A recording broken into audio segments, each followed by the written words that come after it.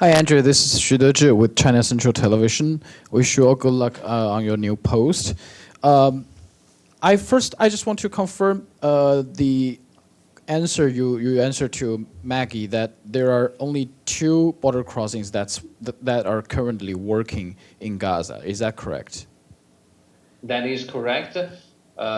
When we use 96, the gate 96, in fact, we enter through Kerem Shalom, then we do all the scanning, and then from there, the convoys goes along the fence road and enter 96. So it's not a separate entry point directly from outside, let's say. Okay. So my question, actually 2 questions. First, we heard, Steph, that there's the spreading visa issue with the UN staffer here. You are leaving. Do you have what would be the impact for your office that if they don't renew your visa? And secondly, you've traveled to Gaza many times, and you were here during briefing many times. Given the situation now, do you see any silver lining for Gazan people? Thank you. So, as I said earlier, I wanted to hang on rays of hope. And initiatives like the one started today to initiate this learning space for children is a good and positive move.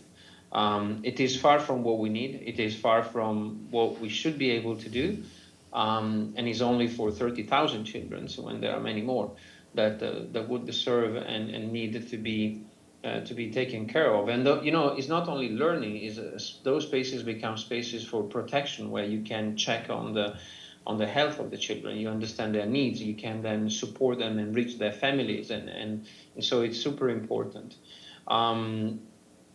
We learned through this 10 months to satisfy ourselves with little step forward.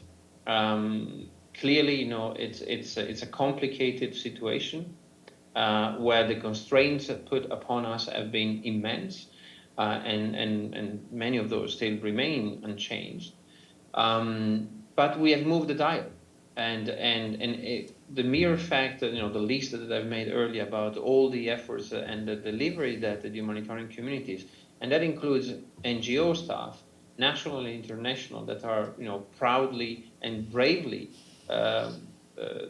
doing their job every day in very dangerous circumstances.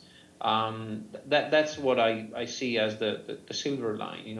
We need simply to build upon this and increase our ability to reach and deliver people. We need to bring peace and dignity to people. That's the 2 things that they ask, and we are not giving up on this.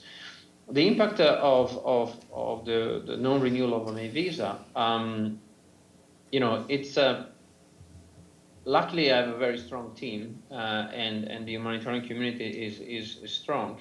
But my fear is that this is something that will not stop here. As I said earlier, NGOs visa are not working visa in Palestine are not renewed, and we're talking about a lot of organizations that delivers everyday assistance to people, both in Gaza and in the West Bank.